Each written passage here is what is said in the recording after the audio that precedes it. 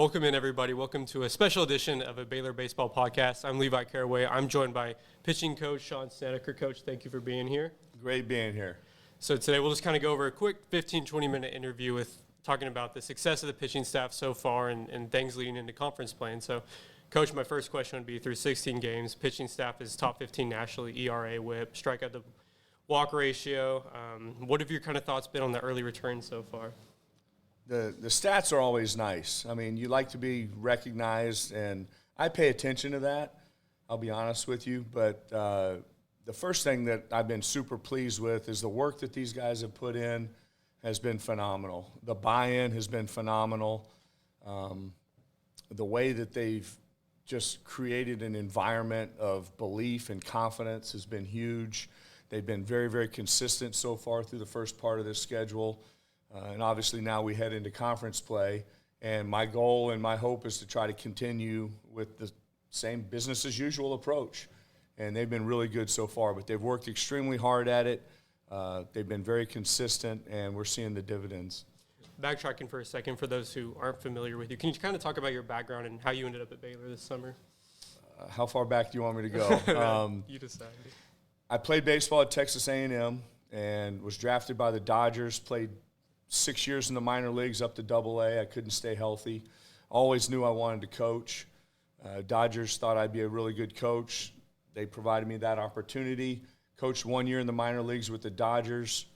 The strike hit. I think it was the only year that there was not a World Series. And the Dodgers decided to trim rosters. They let me go. I was crushed, but landed on my feet, had several opportunities with multiple organizations, but decided to go with the White Sox. And so I ended up coaching 13 years in the minor leagues with the White Sox. Loved every minute of that. So I've got a extensive pro background, but I had young kids at the time, young children. I didn't want to be an absentee father. That motivated me to try to get into college baseball.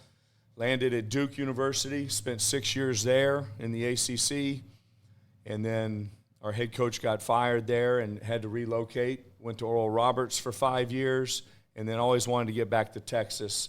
So ended up at Lamar for the last 7. And I've known Mitch Thompson for quite a while.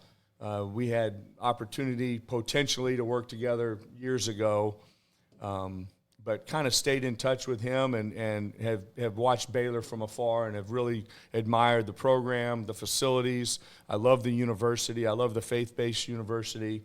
I love Waco with the small college town vibe. But Mitch ended up calling this past year, with some troubles with the pitching staff in the past, and so I was thrilled to get the phone call and was all in with the opportunity. Asked if I was interested, and certainly was interested to come to Baylor, and have loved every minute of it so far. When you got here and inherited a pitching staff that's really struggled for the last 2 years, what was really your first order of business? The first thing is you want to develop trust. I'm a big relationship guy. I want to form relationships with each guy on the pitching staff.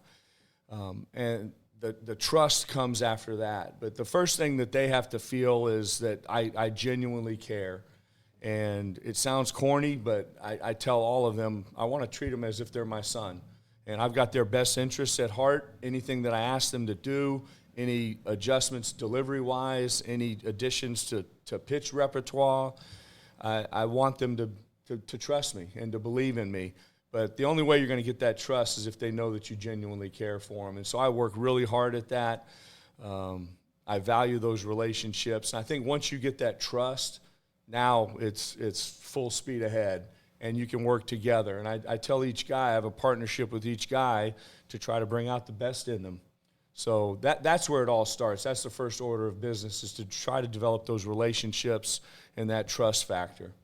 On a mental level, how important is just confidence and trusting yourself really to pitch at a high level? Oh, it's immense. Guys that believe in themselves sometimes are even better than what they actually are, just because they believe. And it's a mindset that I've tried to cultivate with our entire pitching staff, one of being fearless, one of being cocky, one of being arrogant, not outwardly, not vocally, but inwardly, knowing that, hey, it's me and the hitter, and we're 60 foot 6 inches away, and only one guy is going to win this battle. And I've tried to instill that confidence in them, that attack mentality, that fearless mentality, because I know if you're doing that, it's just a matter of really making the hitter swing the bat and attack those guys. It's hard to hit, and so I've really tried to instill that with those guys. Entering the spring, entering last fall actually, outside of maybe Ethan Calder, there weren't a ton of proven production. And how has it been to kind of watch these freshmen, these JUCO guys, these transfers from lower levels, all just kind of mesh together so far? We have a variety of arm slots, a variety of pitching characteristics, I guess I should say. All these guys are talented. The fact that, Calder's the most proven guy coming back doesn't mean that there's not talent coming back on our pitching staff. And then the addition of the new guys that we've brought in, it's really given us some versatility on the mound. And the thing I've been most thrilled with is virtually every guy on our pitching staff can contribute. And that's rare. Some guys are not quite ready yet. Some guys need another pitch. Some guys don't throw enough strikes. But this pitching staff is unique because literally 1 through 17, 1 through 18, they're all guys that can contribute. And they all bring something different to the table. And the first thing that I want, regardless of, what you bring, is the ability to throw the ball over the strike zone and throw it in the strike zone, because you can do it with a breaking ball. We all have to be able to do it with a fastball, but each guy has a different skill set, and what they've really embraced is the ability and the desire to understand that the strikes are all important. There's one guy I wanted to ask you about in particular. How cool has it been to see Will Glatch perform the way he has? Because he barely even pitched last year. I came in, and he was one of the first guys that caught my eye because he was physical, he has velocity, he has a plus slider and a plus split. And since I laid eyes on him, I went to Coach Thompson. I said, Glatch he's throwing the ball really well. I think he's going to be one of our dudes. And he's like, well, yeah, I believe in him, but he kind of had ups and downs last year. But from the jump, he is one guy that has been incredibly consistent. From the day we started in the fall and all the way up until right now, Levi, he's been really, really good. And I think, again, it's just a belief in what you're doing. I've always tried to simplify things. I don't try to make it too complicated. Let's get that fastball in the strike zone, and let's believe that it'll play in the strike zone. And he's one guy that really bought into that. But once he started down the road and his slider plays in, he's got 3+ pitches. And now it's just a matter of him believing in it and attacking hitters. But I've never seen him any other way. So I haven't seen the Will Glatch that struggled last year. I've seen the incredibly talented, incredibly consistent guy that he's been since I've known him. Carson Bailey got into the weekend rotation last weekend. What's the ceiling for him? The ceiling is whatever he can make it. And everybody on the team knows it. There's a lot of people in the state. The scouts know it. I'm trying to keep him humble, and he believes in himself, and that's a good thing. I've had multiple pitchers throughout my career that thrive on knowing that they're really good. And I'd rather them be very, very confident in what they do than try to kick them in the butt and make them believe that they're talented. But he's extremely talented. He's got a lot of areas for growth, but he's a left-hander with size and strength, and he's got plus velo. He's got plus secondary stuff. His area for growth is going to be the consistency of the stuff and just getting experience at this level and getting comfortable on the mound with all of the other things regarding, holding runners and his pickoff move and fielding his position. But the consistency of his pitches is the next thing. They're all plus pitches. Now can he get better and better with the refinement of the command of each pitch? And how much of a luxury is it where on Saturdays and potentially now Sundays with Stasio coming out of the pen, where you can have Davenport and Stasio come in right after Bales and Bailey, and you don't have to be, we need Bryson Bales to give 6 innings today. He can only go 4, and then Davenport can give you 3 or 4 really good innings too. Right, and we've got several guys that have been stretched out to do that, but Davenport's really embraced that role and done a really good job. He was one of the guys we stretched out in the fall in order to potentially start, and he could certainly be in our rotation. We've got multiple guys that can be in our rotation. Stasio was in our rotation early and does a nice job. Just getting him to just believe that what he brings to the table is good enough. And I just saw the real Cole Stasio this last time in relief. And he was good in the rotation, but he wasn't elite. And it's no demotion on his part. You know, we just felt like Bailey had done some things that really warranted getting him into the rotation. And again, Coach Thompson's trying to figure out the best, and myself as well, the best, you know, roles for these guys to help us win as many games as we can. But Bailey being in the rotation gives us another elite left-handed arm. It's rare that you have three left-handed pitchers in the rotation at the same time, but that's what we have. And all three guys have done a good job. They all bring something different. And to just have a guy like Stasio in the bullpen with his maturity, his experience, the quality of his stuff will really give us a guy to nail down those middle innings or long innings that we need if, in fact, the starter goes short. If you're an opposing batter, who do you least want to face on this pitching staff? There's a variety of guys for a variety of reasons, but Gabe Craig comes to mind. I would not want to have to hit his velocity nor his slider. It's one of the best sliders I've seen. Bales, his movement, just in and away with his slider and two-seamer, make it really difficult. He attacks with velocity. Bailey, of course, is in the mid to upper 90s with plus breaking stuff. I don't want to face him either. Murray comes from a different slot, from down below, and the ball would run in on you and go away, and he's got really good command. Calder can beat you with 4 pitches at any time in the count with plus command. I can go on and on. Bunch, I have no idea what pitch is coming at any time. So we have a variety of guys that can beat you in a variety of ways. And I've left off guys, and I hate naming names, but you know, we've got guys with plus changeups, we've got guys with velocity, we've got guys with breaking balls, and it just makes a really tough at bat. And last night's an example of that when you're running 9 different pitchers out there with all different looks, and they all have an opportunity to have success. The story of the fall was the success of the pitching staff. How do you think, in turn, that's helped the lineup prepare them for this season? Well, I think if you ask them, they'll say that, hey, we've seen everything that we could see in the fall, just because of the fact that I really believe in the changeup. I really believe in developing one pitch you can throw for a strike in a fastball count that's not a fastball. And so I put an enormous amount of emphasis on that. So I know throughout the fall it was very frustrating for our hitters because they couldn't sit on a 1-0 fastball or a 2-1 fastball or a 3-2 fastball because I was mixing it so much. I wanted to at least get the pitchers used to my pitch calling and really to find out which guys can do that and which guys couldn't. And almost to a man now, I feel really confident that we can throw an off-speed pitch in a fastball count. That makes it really difficult to hit.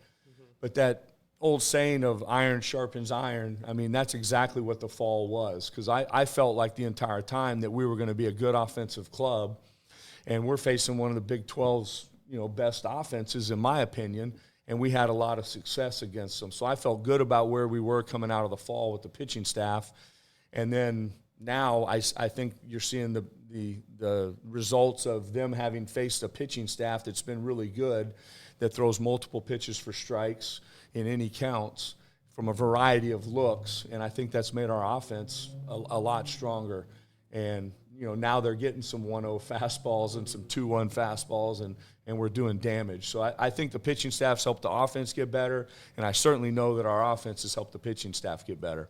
Free passes were a huge issue last year, and I think through 10 of the 16 games so far, y'all have allowed 2 or less walks. How much of a luxury as a pitching coach is it when your guys are just consistently throwing strikes? Well, I pound that into their head daily, almost to the point where it's like, okay, Sned, enough. I know we need to throw strikes. But it's a huge luxury. If you ask our guys, hitting is extremely difficult. It is hard to hit. And when you put 9 guys out there chasing the ball around, not only is it hard to hit, it's hard to find green grass. I mean, it's hard to get base hits. And so if the pitching staff understands that, they have the freedom to attack, knowing that most of the time the odds are going to be in your favor that you'll get guys out. But the ability to throw strikes, first of all, comes with an approach. And I try to give them that approach And it sounds simple, and every pitching coach preaches it, but in all those even counts, we have to be in the strike zone in those even counts. You don't have to be perfect. It doesn't have to be on the black. It just has to be in the strike zone with a couple of different pitches. And once you're doing that, now you're in advantage counts. Now the walks are going to drop. The strikeouts are going to go up. But the free bases, the walks, the hit batters is something that I have put an unbelievable emphasis on. Just try to avoid those. If you can keep them, if you can make them earn every 90 feet, then you got a chance to have really good success on a daily basis, even on a game basis from inning to inning. You'll have allowed less than 5 stolen bases this year, and Court had a great night last night throwing 2 guys out. How much of an emphasis was that, working with the catchers to prevent stolen bases and stuff like that? We started that day one in the fall, and I told our pitching staff, I want to be elite in 3 areas. I want to be an elite strike-throwing pitching staff. I want to be elite with holding runners, and I want to be elite fielding your position, PFP type of things. And so when you talk about, we're fortunate because we have a catching room, a catching group who all receive very well and they all throw very well. And as much as I want to give those catchers all the credit, because they deserve the credit, they have to get the exchange, they have to catch the ball, get the exchange, and make an accurate throw. But the pitching staff gives them a chance. And it's a combined effort from pitching staff and catchers to make sure that we give the catcher enough time to get rid of the ball on time. And our pitching staff has done that. That was an emphasis of mine throughout the fall, is our times to the plate and our varying our hold times. Those are things that our pitching staff has bought into. They believe in it. And you realize that you hold runners well with 2 indicators. And one is, how many attempts are they even trying to run on you? And if the attempts are way down, which they are right now, that's a tribute to the pitching staff saying, hey, they're already quick to the plate. Because every coach gets the stopwatch and goes, click, click, hey, that's 1-3. Well, we can't run. 1-1-1, we can't run. And we don't have anybody in the 1-4s or the 1-5s, because if you get up into those 1-4 and 1-5 times, then they're going to run. So one indicator is if they're not running on you at all, we're doing a good job holding runners. The second one is how many guys are we throwing out? And that's a tribute to our catchers and the accuracy of our catchers, because we're throwing out quite a bit. So that's been really good to see. And I think if there was a stat for that, I don't think there'd be very many teams in front of us for fewest stolen bases, or at least percentage-wise. So we've done a really good job with that. I've been thrilled with both ends of that, the pitchers and the catchers. Quite a few guys have mentioned adding a pitch this past offseason. How big is it, how important is it to add a changeup to your repertoire and to pitch stuff? There was a saying in pro ball that you get bad hitters out with spin, with the breaking ball, but you get the best hitters out with changeups. And I've bought into that all my years in pro ball. There's just there's not a hitting coach alive or a hitter alive that can defend a good changeup, because it just looks like a fastball. And that's the emphasis that I've put on with every guy. And it's part of our daily throwing program. I emphasize it. We do it in our throwing program. We get on the mound and we do it. And so it's a huge pitch in really slowing down the aggressiveness of swings, especially if you can do it in fastball counts. And anytime you can add a third pitch or a fourth pitch to the repertoire, it's harder to solve the equation. It's harder to solve a three-part equation or a 4-part equation than it is a 2-part equation. And so if we can keep hitters off balance by making them guess or by making them unaware of what pitch is coming next, well, you can imagine how difficult it would be to hit off our pitching staff. My last question is 13-3 start to the year. Where's the confidence at with this club going into conference play? At a very high level, but they've done a really good job of keeping it businesslike. We realize we're talented. We're excited with the way that the first 15 games have gone. We've played a good schedule. We've had success. The pitchers are confident. Our hitters are confident. But, now we're going to take a step up, and it's conference play. But my message all along to the pitching staff in particular has been, let's not complicate this, and let's not worry about, the name on the front of the jersey or even the name on the back of the jersey. That shouldn't be, that's inconsequential.